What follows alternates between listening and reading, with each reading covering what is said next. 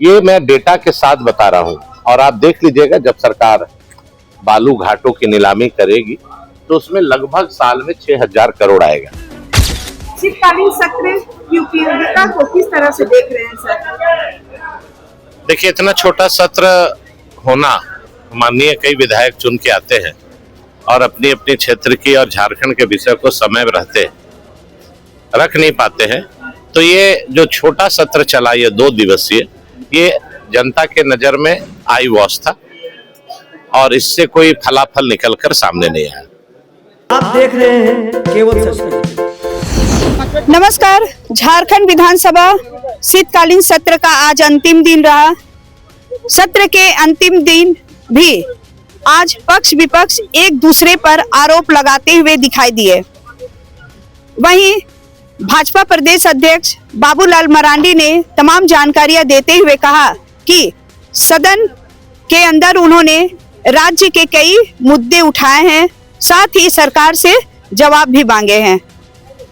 और विधायक नवीन जायसवाल ने भी बालू के मुद्दे पर सवाल खड़े किए। सवाल खड़े करते हुए उन्होंने क्या कुछ कहा, साथ ही भाजपा प्रदेश अध्यक्ष बाबूलाल मरांडी ने भी क्या कुछ कहा, देखिए रिपोर्ट। शीतकालीन सत्र की उपयोगिता को किस तरह से देख रहे हैं सर? देखिए, इतना छोटा सत्र होना, माननीय कई विधायक चुन के आते हैं और अपनी अपनी क्षेत्र की और झारखंड के विषय को समय रहते रख नहीं पाते हैं, तो ये जो छोटा सत्र चला, ये 2 दिवसीय, ये जनता के नजर में आई वॉश था और इससे कोई फलाफल निकलकर सामने नहीं आया। होता, ये मैं डेटा के साथ बता रहा हूं और आप देख लीजिएगा जब सरकार बालू घाटों की नीलामी करेगी तो उसमें लगभग साल में 6,000 करोड़ आएगा। अब आप दूसरा प्रश्न हमसे पूछ सकते हैं कि 6,000 करोड़ अगर आएगा तो अभी जा कहां रहा है? तो अभी 6,000 करोड़ अभी जब नीलामी होगा तो सरकार को मिलेगा, तो कहीं ना कहीं थाना से लेकर अंचल से लेकर एक सिंडिकेट बना हुआ है। बालू घाट से बालू उठता है और इसमें ऊपर से लेकर नीचे तक लोगों काला बाजारी में लिप्त है। ऐसी सूचना है कि एक एक लोग प्रतिदिन 20 लाख, 25 लाख, 50 लाख तक की कमाई कर रहे हैं। तो आप सोचिए कि जब सिस्टम ऊपर से ही फेल रहेगा तो नीचे करप्शन कितना बढ़ जाएगा। और मुझे दुख होता है कि माननीय मंत्री ने जब सवाल पर हम खड़ा होकर बोले कि भाई 100 रुपया में आप 100 CFT बात कर रहे हैं, आप हम सभी अंगूठा छाप नहीं है, सभी जानते हैं, जानकार लोग हैं। और मैंने 2-3 जगह फोन करके बात की कि भाई आज कितना रुपया में बालू ले रहे हो, तो सभी ने कहा लगभग 50 रुपया प्रति CFT। मतलब अगर एक ट्रैक्टर है तो 5,000 रुपया ट्रैक्टर, और ये बोलते हैं 100 रुपया। अब जमीन आसमान का अंतर है। अब सदन के ट्रेजरी बेंच से मंत्री अगर खड़ा होकर इस तरह का बयान बचकाना देंगे तो झारखंड की जनता को क्या उम्मीद रहेगी? आप पता कर लीजिए, 100 रुपया में कहीं अगर लेके आइएगा तो आपका घर जो बनाइएगा उसका पूरा बालू मैं सप्लाई दूंगा, फ्री ऑफ कॉस्ट। अभी सत्र अब समाप्ति पर ही है आज, तो इस सत्र का तो आज आप सब लोगों देखा कि अखबारों में भी छपा और हमारे पास लोगों ने उपलब्ध कराया था, किसी ने ला करके दे दिया था। उसमें सत्ताधारी दल कांग्रेस पार्टी के मंत्री और विधायक के बीच में जो बातें हुई है लेन देन, एक ने आरोप लगा रहे थे 5 लाख रुपया लेन देन की, तो हमने वही विधानसभा अध्यक्ष से कहा कि आप इसको जांच करा लीजिए, हो सके कोई AI से कराया हो, हम तो सत्यता की हम जांच नहीं कर सकते। इसलिए हमने अध्यक्ष जी से कहा कि चूंकि अगर विषय मंत्री का है, अगर मंत्री का विषय नहीं होता तो बाहर में कौन लड़ता है, झगड़ता है, तो इस सदन में इस विषय को कुछ हम लाते भी नहीं।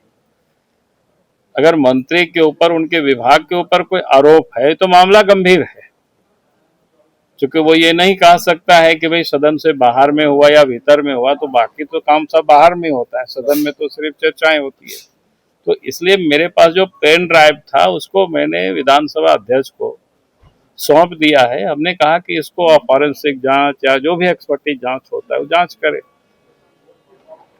तो जो स्वास्थ्य मंत्री है उनका आवाज है कि नहीं, रामगढ़ से विधायक है ममता देवी, उनका आवाज है कि नहीं, इसकी सत्यता तो जांच करने के बाद पता चलेगा। तो हमारे पास जो सूचनाएं थी, जो जानकारी थी, वो विधानसभा के अध्यक्ष को हमने सुपुर्द कर दिया। अब आगे काम उनको करना है, जांच कराना, फिर बताना है। आप सब लोग कभी पूछिएगा अध्यक्ष से। सर एक और जो सवाल आया सर कि वित्त मंत्री ने कहा कि आप दिल्ली जाते हैं, प्रधानमंत्री से क्यों नहीं कहते कि पैसा दे झारखंड को? देखिए बड़ा मैंने दिल दिखाया, बड़ा दिल आप भी दिखा दीजिए। देखिए बड़ा दिल की बात नहीं कर रहे हैं कि मैंने सदन के अंदर भी कहा था, खास करके आप सबको ध्यान में होगा, सत्र जिस दिन प्रारंभ हुआ था उस दिन भी बच्चों की छात्रवृत्ति को लेकर के हम सब लोगों ने बाहर में भी धरना किया था, अंदर में भी दिन भर हम लोगों ने सदन को उस दिन नहीं चलने दिया। हम लोग चाहते थे कि भी सरकार संज्ञान ले और उन बच्चों को पैसा मिले। उस दिन आप देखे होंगे, आप सब ने, मंत्री खड़े होकर के क्या बोलते हैं, केंद्र सरकार पैसा नहीं देती। उसके बाद फिर हमने तहकीकात की केंद्र से भी, कल्याण विभाग से, तो उस विभाग से ये पता चला कि राज्य सरकार ने सब घोर मट्ठा किए हुए। घोर मट्ठा मतलब आप लोग समझ रहे होंगे कि नहीं पता नहीं, हौज पौज, ना सब हौज पौज किए होंगे।